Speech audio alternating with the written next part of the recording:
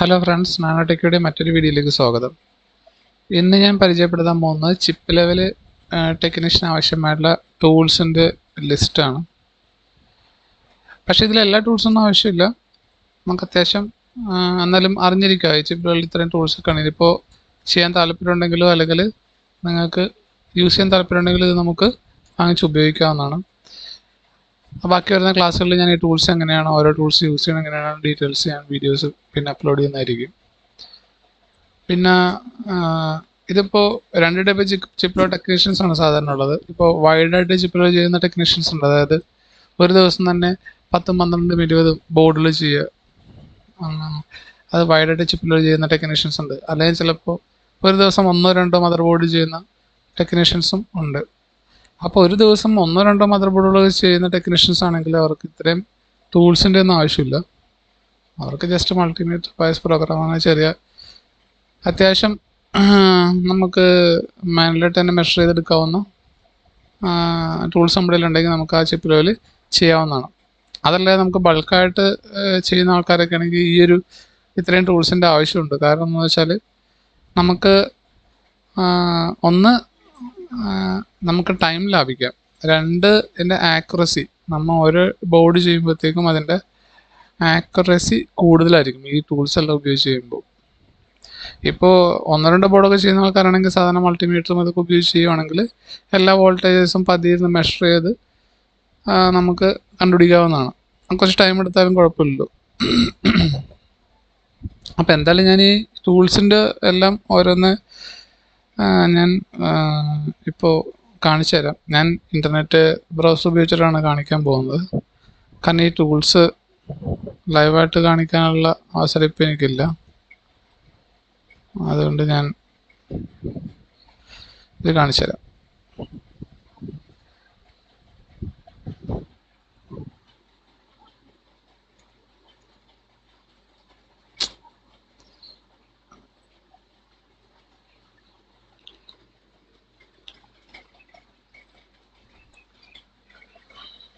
First നമുക്ക് multimeter നോക്കാം.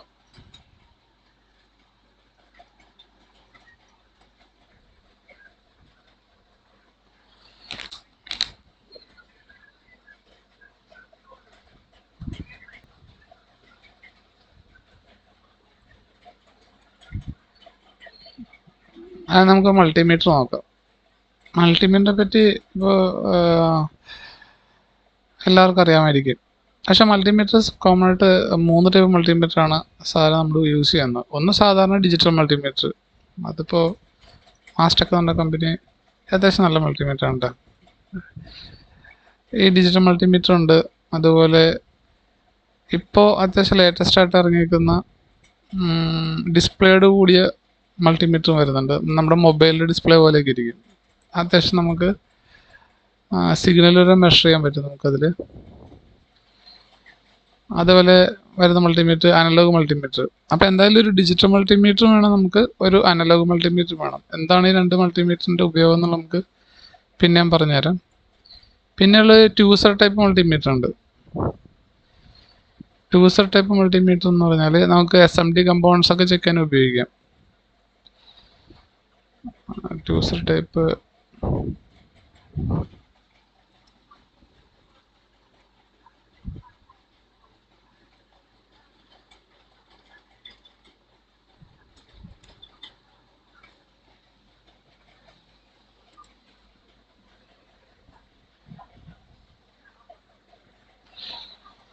ഇതാണ് ട്യൂസർ ടൈപ്പ് മൾട്ടിമീറ്റർ. ഈ മൾട്ടിമീറ്റർ വെച്ചിട്ട് നമുക്ക് SMD കമ്പോണൻസ് ഒക്കെ പെട്ടെന്ന് നമുക്ക് കൈ പിടിച്ചിട്ട് അതിൻ്റെ കണ്ടിന്യൂറ്റി, അതുപോലെ SMD ഡയോഡ്സ്, SMD ട്രാൻസിസ്റ്റർ ഒക്കെ ചെക്ക് ചെയ്യാൻ വളരെ സിമ്പിളാണ് ഈ മൾട്ടിമീറ്ററിന്. ഏതാണ്ട് 1000 രൂപ, 1500 ആ റേഞ്ച് ഈ മൾട്ടിമീറ്ററിന് വരുന്നത്. സാധാരണ ഡിജിറ്റൽ മൾട്ടിമീറ്റർ ഒരു 300 രൂപ മുകളിലേക്കുണ്ട്. പിന്നെ അനലോഗ് മൾട്ടിമീറ്ററിനാണെങ്കിലും ആ റേഞ്ചൊക്കെ തന്നെ റേറ്റ് വരുന്നത്. സാധാ അത്യാവശ്യം ക്വാളിറ്റി ഉള്ളത് കേട്ടോ. അതല്ലാതെ നല്ല ഫ്ലൂക്കിൻ്റെ ഒക്കെ അത്യാവശ്യം നല്ല ഹെവി ക്വാളിറ്റികളൊക്കെ ആണെങ്കിൽ 10,000, 6,000 രൂപ മൾട്ടിമീറ്ററിന് വിലയുണ്ട്. അപ്പോൾ ഒരു ഡിജിറ്റൽ മൾട്ടിമീറ്ററും ഒരു അനലോഗ് മൾട്ടിമീറ്ററും അതേപോലെ ഈ ഒരു ട്യൂസർ ടൈപ്പ് മൾട്ടിമീറ്ററും, ഇത് ഞാൻ നിർബന്ധം ഇല്ല, പക്ഷെ ഇതുണ്ടെങ്കിൽ നമുക്ക് മദർ ബോർഡും അതിൽ ലാപ്ടോപ്പിൻ്റെ മദർ ബോർഡൊക്കെ ചെക്ക് ചെയ്യുമ്പോൾ നമുക്ക് പെട്ടെന്ന് ട്രാൻസിസ്റ്ററൊക്കെ പെട്ടെന്ന് ചെക്ക് ചെയ്യും. കാരണം ഇവിടെ ഒരു ഡയോണിൻ്റെ സിമ്പിൾ നമുക്ക് കാണാൻ പറ്റും. പെട്ടെന്ന് നമുക്കതിങ്ങനെ തിരിച്ചും മറിച്ചും പെട്ടെന്ന് ചെക്ക് ചെയ്യാം. SMD കമ്പൗണ്ട്സ് ഒക്കെ പെട്ടെന്ന് നമുക്ക് ചെക്ക് ചെയ്യാൻ പറ്റും ഈ 2-set ടൈപ്പ് മൾട്ടിമീറ്റർ ആണെങ്കിൽ. പിന്നെയുള്ളത് എന്താണെന്ന് വെച്ചാൽ സോൾഡറിങ് ആണ്. സോൾഡറിങ് ആൻഡ്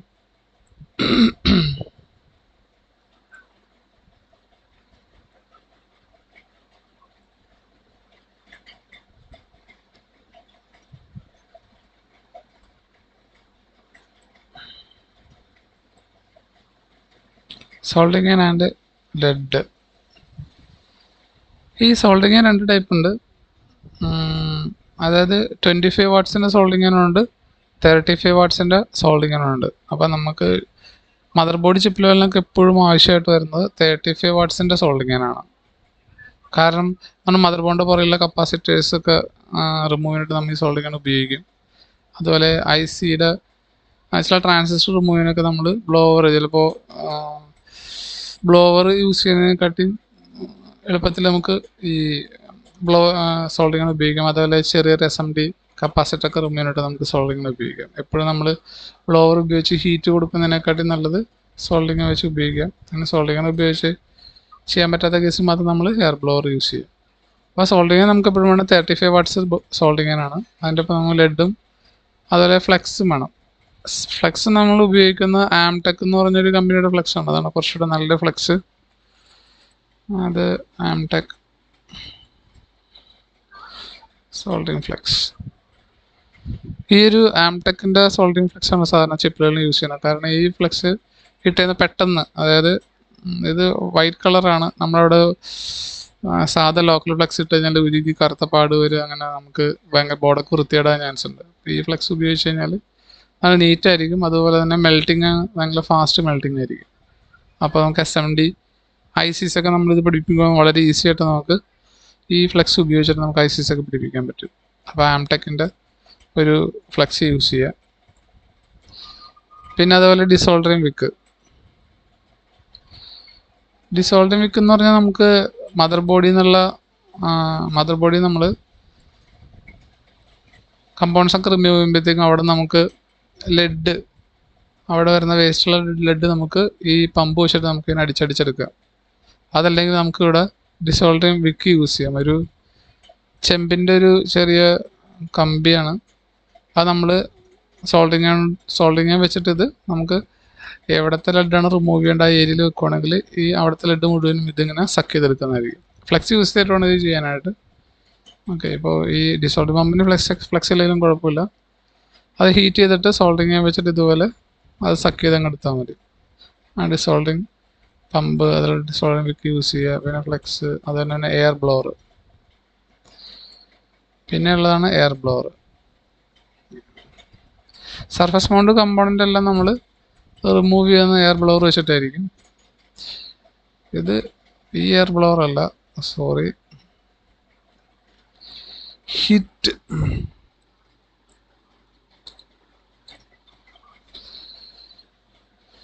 ഈ ടൈപ്പ് ഹാൻഡ് എയർ ബ്ലോവർ ഉണ്ട്, ഇതുപോലത്തെ എയർ ബ്ലോവർ ഉണ്ട്. അതുപോലെ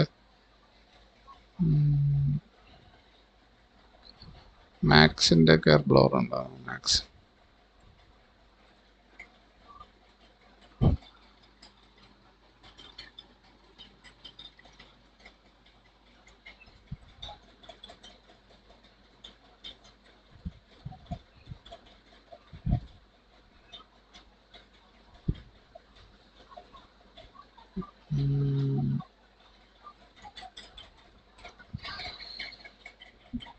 ഞാൻ നോക്കട്ടെ, മറ്റേ വേറെ ബ്ലോവർ കാണാം.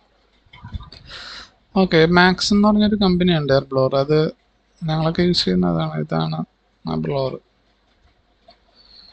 ഇതിൽ നമുക്ക് ഇവിടെ ഒരു എയർ അഡ്ജസ്റ്റ് ചെയ്യാനും എയറിൻ്റെ പ്രഷർ, ഉൾപ്പെടുന്ന എയറിൻ്റെ പ്രഷർ അഡ്ജസ്റ്റ് ചെയ്യാനും ഹീറ്റ് അഡ്ജസ്റ്റ് ചെയ്യാനായിട്ടാണ്. അപ്പോൾ നമുക്കിവിടെ ടെമ്പറേച്ചർ അഡ്ജസ്റ്റ് ചെയ്തിട്ട് നമുക്ക് സർഫസ് മൗണ്ട് കമ്പോണൻസ് നമുക്ക് ബോഡി റിമൂവിന് ഉപയോഗിക്കുന്ന എയർ ബ്ലോവർ. ഇതിൽ ഹാൻഡ് എയർ ബ്ലോവർ ഉണ്ട്. ഹാൻഡ് എയർ ബ്ലോവറും കൂടി വാങ്ങിക്കുന്നത് നല്ലതായിരിക്കും. കാരണം ചിലപ്പോൾ മദർ ബോർഡൊക്കെ ചെറുതായിട്ട് നമുക്കൊന്ന് ഹീറ്റ് ചെയ്യണമെങ്കിലൊക്കെ നമുക്ക് ഈ ഹാൻഡ് എയർ ബ്ലോവർ യൂസ് ചെയ്യാം. കമ്പോണൻസ് റിമൂവിങ് ഇത് യൂസ് ചെയ്യാം. മാക്സ് എന്ന് പറഞ്ഞ കമ്പനിക്കാണ് സാധാരണ ഞങ്ങൾ യൂസ് ചെയ്യുന്നത്. ഓക്കെ, അപ്പോൾ ഒരു എയർ ബ്ലോർ വേണം. സർഫസ് മൗണ്ട് കമ്പോണൻസ് റിമൂവ് ചെയ്യാനായിട്ടാണ് നമുക്ക് ഈ ഹീറ്റ് എയർ ബ്ലോർ വേണ്ടത്. പിന്നെ നമുക്ക് വേണ്ടത് ഒരു DC power supply, variable DC power supply ആണ്.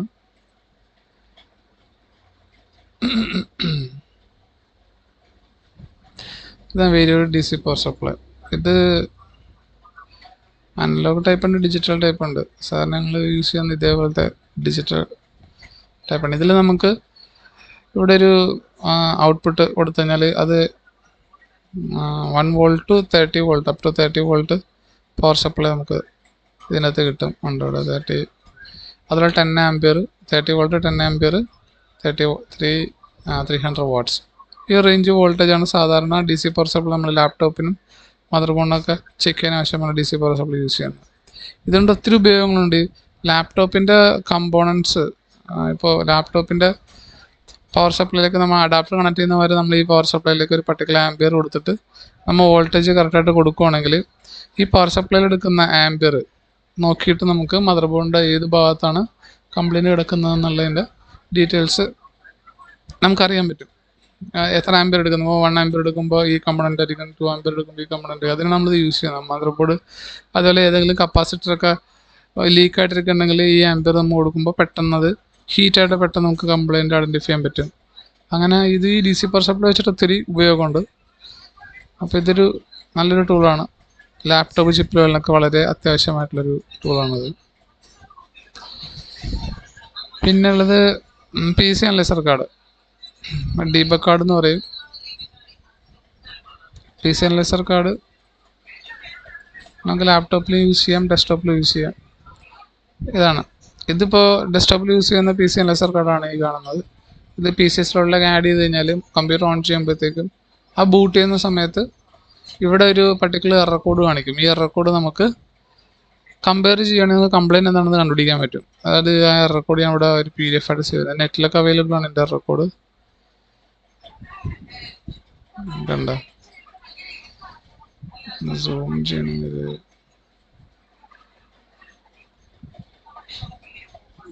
ഇതുണ്ട്. അതായത് അവാർഡ് ബയോസ്, അമീ ബയോസ്, ഫിയോണിക്സ് ബയോസ്, ഓരോ ബയോസ്, അതായത് നമ്മുടെ ആ ബയോസ് ആ ലാപ്ടോപ്പിലേക്ക് അല്ലെങ്കിൽ ആ ഒരു കമ്പ്യൂട്ടറിലേക്ക് നമ്മൾ ഫ്ലാഷ് ചെയ്തിരിക്കുന്ന ബയോസ് ആണോ, അത് ഏത് ടൈപ്പ് ബയോസ് ആണോ, അതിനനുസരിച്ച് നമുക്ക് ആ ഒരു 0E കാണിക്കുകയാണെങ്കിൽ ടെസ്റ്റ് വീഡിയോ മെമ്മറി കണ്ട് അങ്ങനെ വായിച്ച് കഴിഞ്ഞാൽ നമുക്ക് അറിയാൻ പറ്റും അത് ഏത് ഏരിയയിലേക്കാണ് ആ കംപ്ലൈൻറ്റ് കാണിക്കുന്നത് അല്ലെങ്കിൽ എറർ കാണിക്കുന്നത് എന്നുള്ളതിന് ഉള്ള ഒരു ചാർട്ടാണ്. ഇത് PC അനലൈസർ കാർഡ് വാങ്ങിക്കുമ്പോൾ നമുക്ക് അതിൻ്റെ ഒപ്പം ഒരു ഇതുപോലത്തെ ഒരു ബുക്ക്ലെറ്റ് കിട്ടും, അല്ലെങ്കിൽ നമുക്ക് നെറ്റിൽ ഡൗൺലോഡ് ചെയ്യാവുന്നുള്ളൂ. അതുപോലെ അതിൻ്റെ ഒപ്പം തന്നെ ബീപ്പ് കോഡ്സും ഉണ്ട്. ഇപ്പോൾ ചില മദർ ബോർഡിലൊക്കെ ബീപ്പ് കോഡ് കാണും, ഇപ്പോൾ 1 ബീപ്പ് 2 ബീപ്പ്. അപ്പോൾ അതിൻ്റെ മീനിങ് എന്നത് അത് ഏത് ഹാർഡ്വെയർ കമ്പോണൻ്റാണ് എറർ കാണിക്കുന്നതെന്നൊക്കെ നമുക്ക് ഈ PC അനലൈസർ കാർഡ് വെച്ച് കണ്ടുപിടിക്കാൻ പറ്റും. അപ്പോൾ ഒരു മദർ ബോർഡ് നമുക്ക് പെട്ടെന്ന് കയ്യിലേക്ക് എത്തിക്കഴിഞ്ഞാൽ നമുക്ക് ഈ PC അനലൈസർ കാർഡ് യൂസ് ചെയ്യുകയാണെങ്കിൽ പെട്ടെന്ന് തന്നെ ആ ഏരിയയിലേക്ക് നമുക്ക് ചെക്കിങ് കോൺസെൻട്രേറ്റ് ചെയ്യാൻ പറ്റും. മെമ്മറി ആണോ, ഗ്രാഫിക്സ് ആണോ, ചിപ്സെറ്റ് ആണോ, ഏതാണെന്ന് വെച്ചാൽ നമുക്കിവിടെ അറിയാൻ പറ്റും. അതിൽ ഇവിടെ സൈഡിൽ കുറച്ച് LEDs ഉണ്ട്. അവിടെ റീസെറ്റ്, പവർ, 12 volt 5 volt, അതേ SMPSലേക്കുള്ള വോൾട്ടേജ് വരെ നമുക്ക് ഇതിൻ്റെ അകത്തുനിന്ന് മെഷർ ചെയ്യാൻ പറ്റും. ഇത് 2 ടൈപ്പ് PC അനലൈസർ കാർഡാണ്. PC അനലൈസർ കാർഡിൻ്റെ മെഷർമെൻറ്റും കാര്യങ്ങളൊക്കെ ഞാൻ വേറെ വീഡിയോസിൽ ഒരു വീഡിയോ ആയിട്ട് ചെയ്യാം, കാരണം അത് കുറച്ച് ലെങ്തിയാണ്. അപ്പോൾ അത് വേറെ വീഡിയോ ആയിട്ട് ചെയ്യാം. അതുപോലെ ഇത് PCIe, അതായത് PCI സ്ലോട്ട് ഇല്ലാത്ത ബോർഡിലൊക്കെ നമുക്ക് PCIe സ്ലോട്ടിലൊക്കെ ആഡ് ചെയ്യുന്ന ടൈപ്പുള്ള PC അനലൈസർ കാർഡ് മാർക്കറ്റിൽ അവൈലബിൾ ആണ്. അതുപോലെ ലാപ്ടോപ്പിൻ്റെ PCIയിലേക്ക് നമുക്ക് ആഡ് ചെയ്യുന്ന ടൈപ്പുള്ള PC അനലൈസർ കാർഡ് അവൈലബിൾ ആണ്. അതുപോലെ ലാപ്ടോപ്പിൻ്റെ വൈഫൈ ആ ഒരു പോർട്ടിലേക്ക് കണക്ട് ചെയ്യാൻ പറ്റുന്ന രീതിയിലുള്ള PC അനലൈസർ കാർഡ് അവൈലബിൾ ആണ്. അതുപോലെ ഇത് നമുക്ക് ലാപ്ടോപ്പിൽ കണക്ട് ചെയ്യാൻ പറ്റുന്നൊരു PC അനലൈസർ കാർഡാണ്. അത് മദർ ബോർഡിൽ കണക്ട് ചെയ്യാം, ഇത് ലാപ്ടോപ്പിൽ കണക്ട് ചെയ്യാൻ പറ്റുന്നൊരു ഇത് ലാപ്ടോപ്പിൻ്റെ വൈഫൈ സ്ലോട്ടിലേക്കാണ് ഈ ഒരു കണക്ടർ നമുക്ക് കണക്ട് ചെയ്യുന്നത്. നമുക്ക് ഈ ഒരു ഡിസ്പ്ലേയിൽ ആ ഒരു പർട്ടിക്കുലർ ലാപ്ടോപ്പ് ഓൺ ആക്കുമ്പോൾ നമുക്ക് ഈ ഒരു ഡിസ്പ്ലേയിൽ പർട്ടിക്കുലർ കോഡ് കാണിക്കും. ആ എറർ കോഡ് വെച്ചിട്ട് നമുക്ക് ആ ഏരിയ നമുക്ക് ഫൈൻഡ് ചെയ്ത് ചെക്ക് ചെയ്യാൻ പറ്റും. ഇതിൽ കാണിക്കുന്ന എറർ മുഴുവനും ആ ഒരു കമ്പോണൻറ്റ് പോയേക്കാണെന്ന് നമുക്കൊരു 100% ഉറപ്പിക്കാൻ പറ്റില്ല. നമുക്ക് ജസ്റ്റ് ആ ഒരു ഏരിയ നമുക്ക് ഒന്ന് നോട്ടിഫൈ ചെയ്യാൻ പറ്റും. ആ ഏരിയ ചെക്ക് ചെയ്ത് ബാക്കി ട്രബിൾ ഷൂട്ട് ചെയ്യേണ്ടത് നമ്മുടെ എന്താ പറയുക, നമ്മുടെ ഉത്തരവാദിത്തമാണ്. അപ്പോൾ P C analyser card use ചെയ്യുക. P C analyser card use ചെയ്താൽ തന്നെ അത്യാവശ്യം നമുക്ക് കമ്പോണൻസ് എല്ലാ കമ്പോണൻസും ചെക്ക് ചെയ്ത സമയം കളയുന്നതിനെക്കാട്ടി നല്ലത് ആ ഒരു എററായിട്ടുള്ള ഏരിയ പെട്ടെന്ന് നമുക്ക് കണ്ടുപിടിക്കാൻ പറ്റും. ഓക്കെ, ഇനി അടുത്തത് ഇത് mini P C I analyser. Mini P C അനലൈസറും അതുപോലെ തന്നെ ഇപ്പോൾ പി സി ഐ സ്ലോട്ട് ഇല്ലാത്തതിലൊക്കെ നമുക്ക് mini P C analyser add ചെയ്ത് കഴിഞ്ഞാൽ നമുക്ക് കംപ്ലൈൻറ്റ് കണ്ടുപിടിക്കണ്ട. Mini P C I add ചെയ്ത് നമുക്കിവിടെ റെക്കോർഡ് കിട്ടും. ആ റെക്കോർഡ് വെച്ചിട്ട് നമുക്ക് കണ്ടുപിടിക്കാം. ഈ അനലൈസർ കാർഡ് വാങ്ങിക്കുമ്പോൾ ഇതുപോലെ ഇതിൻ്റെ ഇപ്പോൾ ഒരു ബുക്ക്ലെറ്റ് കിട്ടും. ആ ബുക്ക്ലെറ്റ് ഓൾറെഡി കാരണം കാര്യങ്ങളൊക്കെ പറയുന്നുണ്ട്. അപ്പോൾ അതൊക്കെ നമുക്ക് കണ്ടുപിടിക്കാം. ഇത് മാർക്കറ്റിൽ different type of P C analyser കാർഡുകളുണ്ട്. നമുക്ക് സൂട്ടബിൾ ആയിട്ടുള്ള നോക്കിയിട്ട് വാങ്ങിക്കാം. പിന്നെ ഇതൊക്കെ വാങ്ങിക്കുന്നത് എവിടെയാണെന്ന് വെച്ചാൽ സാധാരണ ഡൽഹിയിലാണ് ഞാൻ സാധാരണ എല്ലാ സാധനം വാങ്ങിച്ചിരുന്നത് വെച്ചാൽ ഡൽഹിയിൽ നിന്നായിരുന്നു. ഡൽഹിയിൽ നമുക്ക് ഒരു ചിപ്ട്രോണിക്സ് എന്ന് പറഞ്ഞൊരു ആൾക്കാരുണ്ട്. ചിപ്ട്രോണിക്സിൻ്റെ അകത്ത് അത്യാവശ്യം അവർ ഇതുപോലെ ടൂൾസ്, ചിപ്പിലെല്ലാം ആവശ്യമുള്ള ടൂൾസ്, ലാപ്ടോപ്പ് ചിപ്പിൽ, കമ്പ്യൂട്ടർ ചിപ്പിൽ ആവശ്യമുള്ള ടൂൾസ് എല്ലാം സപ്ലൈ ചെയ്യുന്ന ഒരു ടീമായിരുന്നു. ഞാൻ അവരുടെ നിന്നാണ് സാധനം വാങ്ങിച്ചിട്ടുണ്ടെന്ന് വെച്ചാൽ അവരിപ്പോൾ ഉണ്ടോയെന്ന് അറിയില്ല. കാരണം ചിപ്പ് ലെവല് സർവീസൊക്കെ ഞാൻ പതിയെ ഒന്ന് സൈഡാക്കി ആണ്. അടുത്തത് SMBS ടെസ്റ്റർ. SMBS സാധാരണ നമുക്ക് മൾട്ടിമീഡിയ ടെസ്റ്റ് ചെയ്യാവുന്നുള്ളൂ. ഇനി SMBS ടെസ്റ്റർ എന്ന് പറഞ്ഞൊരു ഡിവൈസ് കൂടിയുണ്ട്, അത് നമ്മൾ പരിചയപ്പെട്ടിരിക്കുക. ഇതാണ് SMBS. നമുക്കിവിടെ എല്ലാ വോൾട്ടേജും നമുക്ക് കണ്ടുപിടിക്കാൻ പറ്റുന്നുണ്ടാവും. SMBS ജസ്റ്റ് കണക്റ്റ് പ്ലഗ് ചെയ്ത് കൊടുത്താൽ മാത്രം, എന്നിട്ട് ജസ്റ്റ് പവർ ഓൺ ചെയ്യുമ്പോഴത്തേക്ക് ഇവിടെ ഏതൊക്കെ വോൾട്ടേജ് മിസ്സിംഗ് ആണെങ്കിൽ ആ SMBS എററാണ്, അല്ലെങ്കിൽ എല്ലാ വോൾട്ടേജ് പെട്ടെന്ന് തന്നെ നമുക്ക് മെഷർ ചെയ്ത് നമുക്ക് കണ്ടുപിടിക്കാൻ പറ്റും SMBS ഫെയിലിയർ ആണോ അല്ലയോ എന്ന്. അങ്ങനെ SMBS ടെസ്റ്റ് ചെയ്യുന്ന ഈ ഒരു ഡിവൈസ് മാർക്കറ്റിൽ അവൈലബിൾ ആണ്. ഇപ്പോൾ ഇവിടെ കാണിക്കുന്ന 417 ഡേറ്റ് ഉള്ളതെന്ന് തോന്നുന്നല്ലേ. ഓക്കെ, അപ്പോൾ SMBS ടെസ്റ്റർ. പിന്നെ അതുപോലെ ബയോസ് പ്രോഗ്രാമർ.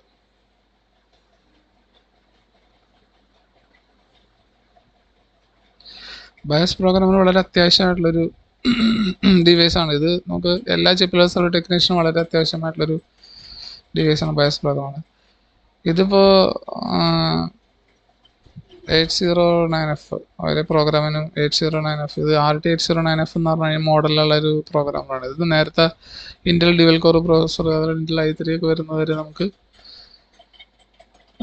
ഇത് വെച്ചിട്ട് പ്രോഗ്രാം ചെയ്യാമായിരുന്നു. ഇപ്പോൾ ലാപ്ടോപ്പിലൊക്കെ യൂസ് ചെയ്യുന്നത് ഇപ്പോൾ ഈ പ്രോഗ്രാമർ വെച്ചിട്ടല്ല. ഇപ്പോൾ ഈ പ്രോഗ്രാമർ നമുക്ക് വേണം. ഇപ്പോൾ ചില ലാപ്ടോപ്പുകളിൽ, മദർ ബോർഡിലൊക്കെ ഈ പ്രോഗ്രാമർ വെച്ചിട്ട് പ്രോഗ്രാം ചെയ്യുന്ന ICs ആണുള്ളത്.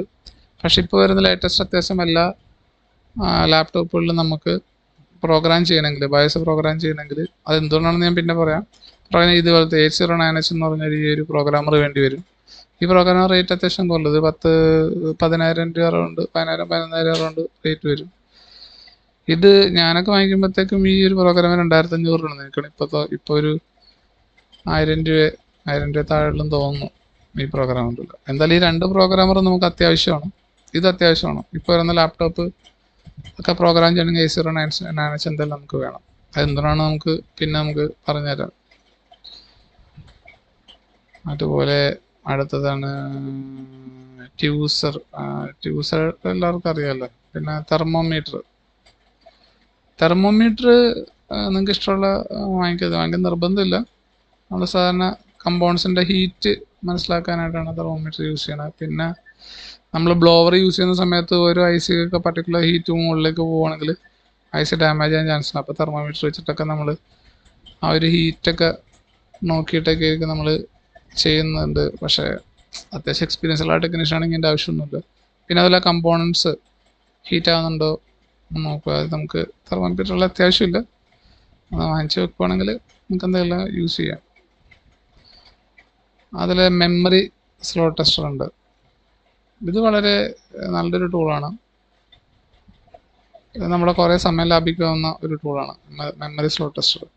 ഇതെന്ന് വെച്ചാൽ നമുക്ക് മെമ്മറി എടുക്കാത്ത കംപ്ലൈൻ്റ് ആണ് മദർ ബോർഡ് കാണിക്കുന്നതെങ്കിൽ, അപ്പോൾ നമുക്ക് എന്തുകൊണ്ടാണ് മെമ്മറി എടുക്കാത്തത് എന്നുള്ളത് നമുക്ക് ഇപ്പോൾ മെമ്മറിയുടെ എല്ലാ പിന്നും മെഷർ ചെയ്യുന്ന ഒരാളാണെങ്കിൽ കുഴപ്പമില്ല. മൾട്ടിമീറ്റർ വെച്ചിട്ട് തന്നെ ഒരു പിൻ നമ്പർ വെച്ചിട്ട് നമുക്ക് ഐഡൻറ്റിഫൈ ചെയ്ത് കണ്ടുപിടിച്ച് മനസ്സിലാക്കാൻ പറ്റും.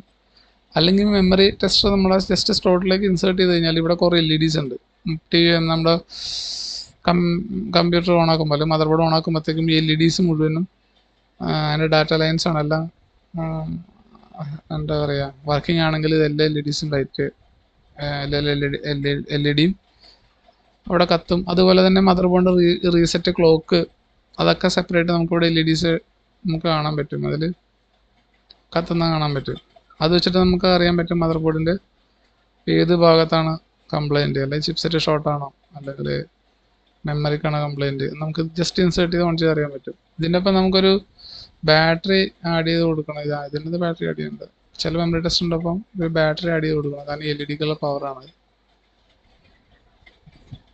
അതുപോലെ ഇവിടെ നമുക്ക് മെമ്മറിയുടെ സ്ലോട്ടിലേക്കുള്ള വോൾട്ടേജ് മെഷർ ചെയ്യാനുള്ള ഒരു പിൻ പോയിന്റ്സ് നമുക്ക് ഇവിടെ കാണിക്കും. അവിടെ മൾട്ടിമീറ്റർ വെച്ചിട്ട് നമുക്ക് മെമ്മറിയിലേക്കുള്ള വോൾട്ടേജ് കാര്യങ്ങളെല്ലാം ഓക്കെ ആണോ, ചിപ്സെറ്റ് റീസെറ്റ് കാര്യങ്ങളെല്ലാം ഉണ്ടോ, ക്ലോക്ക് ഉണ്ടോ, കാര്യങ്ങളൊക്കെ നമുക്ക് പിന്നെ നമുക്ക് മെഷർ ചെയ്തെടുക്കാൻ പറ്റും.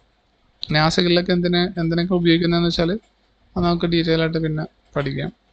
ഇതിപ്പോൾ ജസ്റ്റ് ഈ ടൂൾസൊക്കെ കയ്യിലുണ്ടെങ്കിൽ നമുക്ക് അത്യാവശ്യം ഫാസ്റ്റായിട്ട് കുറച്ച് ആക്യുറേറ്റ് ആയിട്ട് മദർ ബോർഡും ലാപ്ടോപ്പും സർവീസ് ചെയ്യാം. അതുപോലെ ഇത് ലാപ്ടോപ്പിൻ്റെ ഉണ്ട്, ഈ കാണുന്നതൊക്കെ ലാപ്ടോപ്പിൻ്റെ മെമ്മറി ടെസ്റ്ററാണ് കേട്ടോ. മെമ്മറി ലാപ്ടോപ്പിൽ യൂസ് ചെയ്യും. ഈ ഒരു സൈഡ് ഇപ്പോൾ DDR3 DDR4 അനുസരിച്ചിട്ട് വേറെ മെമ്മറി ടെസ്റ്റർ ആണോ അത് വെച്ചിട്ട് നമുക്ക് ചെക്ക് ചെയ്യാൻ പറ്റും. അപ്പോൾ നമുക്കിത് ഭയങ്കര സമയം ലാഭിക്കാവുന്ന ഒരു ടൂളാണ്. അതുപോലെ PCI സ്ലോട്ട് ചെക്കർ ഉണ്ട്.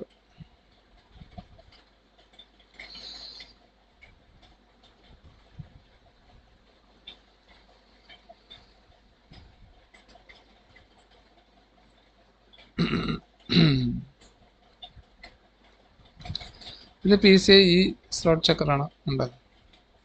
മെമ്മറി ടെസ്റ്റർ പോലെ തന്നെ വേറൊരു സ്ലോട്ട് ചെക്കറാണ് PCI സ്ലോട്ട് ചെക്കർ. അതിൽ വെച്ചാൽ നമുക്കിവിടെ മദർ ബോർഡിൻ്റെ ആ ഒരു ഡാറ്റ ലൈൻസ് കാര്യമുണ്ട്, അതിൽ വോൾട്ടേജും കാര്യങ്ങളും നമുക്ക് ഇതിനകത്ത് മെഷർ ചെയ്യുന്നതിന് പകരം ഇവിടെ ജസ്റ്റ് LEDs ബ്ലിങ്ക് ചെയ്ത് കാണുകയാണെങ്കിൽ ആ ഏരിയസും ആ സ്ലോട്ടും ക്ലിയർ ആണെന്ന് നമുക്ക് ഈസി ആയിട്ട് പെട്ടെന്ന് നമ്മുടെ സമയം പെട്ടെന്ന് നമുക്ക് ലാഭിക്കാൻ പറ്റില്ല. മൾട്ടിമീറ്റർ ചെക്ക് എടുക്കുകയാണെങ്കിൽ കുറച്ച് ടൈം എടുത്ത് ചെയ്യണം. അപ്പോൾ ഒത്തിരി ബോർഡുകളൊക്കെ ചെയ്യുന്ന ഒരാളാണെങ്കിൽ ഇതുപോലത്തെ ഡിവൈസ് ഉണ്ടെങ്കിൽ പെട്ടെന്ന് മദർ ബോർഡ് ചെക്ക് ചെയ്ത് മാറ്റാവുന്നതാണ്. അതുപോലെ CPU സോക്കറ്റ് ടെസ്റ്റർ ഉണ്ട്. ഇപ്പോൾ മെമ്മറിയുടെ സോക്കറ്റ് ടെസ്റ്റ് ആയാലും CPU സോക്കറ്റ് ടെസ്റ്റ് ആയാലും ഓരോന്നിനും ഓരോന്നാണ്. അപ്പോൾ അതിൻ്റെ DDR1 DDR2 DDR3 അതനുസരിച്ചിട്ട് ഇത് ഓരോ സെപ്പറേറ്റ് ടെസ്റ്റർ വാങ്ങിക്കേണ്ടി വരും. അതുപോലെ CPU അതുപോലെ തന്നെ CPU-ൻ്റെ സോക്കറ്റ് ടെസ്റ്റർ ആ സോക്കറ്റ് നമ്പർ അനുസരിച്ചിട്ട് നമുക്ക് മാറുന്നതനുസരിച്ചിട്ട് ഓരോ സോക്കറ്റിനനുസരിച്ചിട്ട് ഓരോ CPU സോക്കറ്റ് ടെസ്റ്റർ വാങ്ങിക്കേണ്ടി വരും. ഇതിൽ നമ്മളൊരു CMOS ബാറ്ററി ഇല്ലേ, അതുപോലെ ബാറ്ററി നമ്മൾ ഇട്ട് കൊടുക്കുക, എന്നിട്ട് നമ്മൾ സോക്കറ്റിലേക്ക് ആഡ് ചെയ്യുക. സോക്കറ്റ് ക്ലോസ് ചെയ്തതിന് ശേഷം ഓൺ ആയിക്കഴിഞ്ഞാൽ ഇവിടെ നമുക്ക് ആ സോക്കറ്റ് പക്കയായിട്ട് വർക്കിംഗ് ആണോ, അതിൻ്റെ എല്ലാ ലൈൻസുകളും എടുക്കുന്നുണ്ടോ, ആ ചിപ്സെറ്റിൽ നിന്ന് അവിടെ നിന്നൊക്കെ ലൈൻസ് എല്ലാം കാര്യങ്ങൾ ക്ലിയർ ആണോ, അല്ലെങ്കിൽ എവിടെയും ഷോർട്ട് ഉണ്ടോ എന്നൊക്കെ നമുക്ക് ഈസി ആയിട്ട് മനസ്സിലാക്കാൻ പറ്റും. അപ്പോൾ മെമ്മറി സ്ലോട്ടിലേക്ക് മെമ്മറി സ്ലോട്ട് ചെക്കറും PCIയിലേക്ക് PCI സ്ലോട്ട് ചെക്കറും അതുപോലെ CPU-ൻ്റെ സ്ലോട്ട് ചെക്കർ ബോർഡിലേക്ക് ഇൻസേർട്ട് ചെയ്ത് ഓൺ ചെയ്താൽ തന്നെ നമുക്ക് ആ ബോർഡിൻ്റെ ഒരു സ്റ്റാറ്റസ് നമുക്ക് പെട്ടെന്ന് തന്നെ മനസ്സിലാക്കാൻ പറ്റും. ഓക്കെ, ഇപ്പോൾ ഡെഡ് ബോർഡൊക്കെ ആണെങ്കിൽ നമുക്ക് പെട്ടെന്ന് dead board means power on ആകും പക്ഷേ ഡിസ്പ്ലേ ഇല്ലാത്ത കേസൊക്കെ ആണെങ്കിൽ നമുക്ക് പെട്ടെന്ന് ഏത് ഏരിയയിലാണ് നമുക്ക് കംപ്ലൈൻറ്റ് എടുക്കണമെന്ന് നമുക്ക് പെട്ടെന്ന് മനസ്സിലാക്കാൻ പറ്റും. അതൊക്കെ ഭയങ്കര സമയം ലാഭിക്കാൻ ആവശ്യമുള്ളൊരു ടൂളാണ്. CPU ഓരോ സോക്കറ്റ് അനുസരിച്ചിട്ട് സെപ്പറേറ്റ് സോക്കറ്റ് ടെസ്റ്റർ യൂസ് ചെയ്യേണ്ടി വരും. അതിപ്പോൾ ഞാൻ പറഞ്ഞ പോലെ ആ ഒരു ചിപ്പ്ലെറ്റ് ടൂൾ സെയിൽ ചെയ്യുന്ന ആൾക്കാരുടെ അടുത്ത് അവർ പാക്കേജസ് ആയിട്ട് കൊടുക്കാം. CPU സോക്കറ്റ് ടെസ്റ്റിൻ്റെ പാക്കേജസ് ഉണ്ട്. ആ പാക്കേജ് വാങ്ങിക്കഴിഞ്ഞാൽ അതിൽ അത്യാവശ്യം ഇപ്പോൾ ലേറ്റസ്റ്റ് വന്നേക്കുന്ന എല്ലാ ബോർഡുകളുടെ എല്ലാ സോക്കറ്റിന് പറ്റുന്ന സോക്കറ്റ് ടെസ്റ്റുകൾ നമുക്ക് അവൈലബിൾ ആണ്. പിന്നെയുള്ളൊരു ടൂളാണ് CRO വളരെ ഇമ്പോർട്ടൻ്റ് ആണ്. ചില ടെക്നീഷ്യൻസ് മൾട്ടിമീറ്റർ മാത്രം യൂസ് ചെയ്ത് ലാപ്ടോപ്പ് അല്ലെങ്കിൽ ഡെസ്ക്ടോപ്പ് റിപ്പയർ ചെയ്യുന്ന ടെക്നീഷ്യൻസ് ഉണ്ട്. പക്ഷെ CR ഉണ്ടെങ്കിൽ നമുക്ക് വളരെ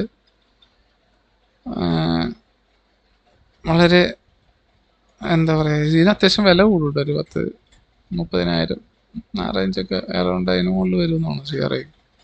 അപ്പോൾ CR ഉണ്ടെങ്കിൽ നമുക്ക് PWM സെക്ഷൻസ്, അത് പൾസ് വിത്ത് മോഡുലേഷൻ സെക്ഷൻസിലെ വോൾട്ടേജ് കാര്യമെല്ലാം മെഷർ ചെയ്യാം. അതിൽ CPU ക്ലോക്ക് മദർ ബോർഡിന് ക്ലോക്ക് ഉണ്ടോ എന്ന് നമുക്ക് മെഷർ ചെയ്തെടുക്കാം. അതുപോലെ ഓരോ PWM ICs, പൾസ് വിത്ത് മോഡുലേഷൻ ICസിൻ്റെ സിഗ്നൽസ് എല്ലാം ജനറേറ്റ് ചെയ്യുന്നുണ്ട് ഇല്ലയോ എന്നുള്ളതിൻ്റെ കാര്യങ്ങളെല്ലാം, ഫ്രീക്വൻസീസ് ഒക്കെ നമുക്ക് ഇതിൻ്റെ അകത്ത് ഈസിയായിട്ട് ഐഡൻറ്റിഫൈ ചെയ്യാൻ പറ്റും. അപ്പോൾ മദർ ബോർഡിൻ്റെ ഏത് സെക്ഷനാണ് കംപ്ലൈൻറ്റ് നമുക്ക് നോട്ടിഫിക്കേഷൻ കിട്ടിക്കഴിഞ്ഞാൽ നമുക്ക് ആ ഏരിയ ചെന്നിട്ട് നമുക്ക് CRO ചെക്ക് ചെയ്യണമെങ്കിൽ വളരെ ഈസി ആയിട്ട് നമുക്ക് പക്ഷേ ഇതിൽ വോൾട്ടേജ് ചെക്ക് ചെയ്യാം, CRO ഉപയോഗിച്ച് വോൾട്ടേജ് ചെക്ക് ചെയ്യാം, സിഗ്നലും ചെക്ക് ചെയ്യാം. ഇത് വളരെ ഇമ്പോർട്ടൻ്റ് ആയിട്ടുള്ളൊരു ടൂളാണ്, പക്ഷേ അത്യാവശ്യം കോസ്റ്റ്ലി ആണ്. ഇത് വാങ്ങിച്ച് വെക്കുവാണെങ്കിൽ നമുക്ക് ചിപ്പിലുള്ള സർവീസിൽ അത്യാവശ്യം നല്ല റിസൾട്ട് ഉണ്ടാവും, അതായത് ആക്യുറസി ഉണ്ടാവും ബോർഡ് ചെക്ക് ചെയ്യുമ്പോൾ. ഓക്കെ, CROയുടെ പൾസ് എടുക്കുന്ന ഡീറ്റെയിൽസ് എല്ലാം ഞാൻ പിന്നെ ഡീറ്റെയിൽ പഠിപ്പിച്ചു തരാം. അതിൻ്റെ ഫോട്ടോസുകളെല്ലാം എൻ്റെ കിടപ്പുണ്ട്, ഞാൻ കാണിച്ചു തരാം. പിന്നെ BGA മെഷീൻ